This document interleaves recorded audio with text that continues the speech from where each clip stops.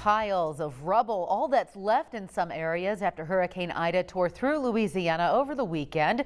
You are seeing video out of New Orleans, bricks strewn out in the street from collapsed structures, other buildings with their siding torn apart. The storm making landfall over the weekend as a Category 4 hurricane. Relentless winds of up to 150 miles per hour wreaking havoc.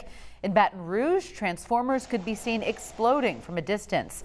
More than 1 million people in Louisiana and Mississippi losing power.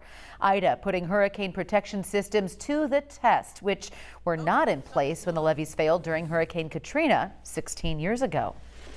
We've got devastated areas, roofs missing, whole camps torn down. We're out of fresh water. We have first responder teams that are out there. They have been planning their strategy for today.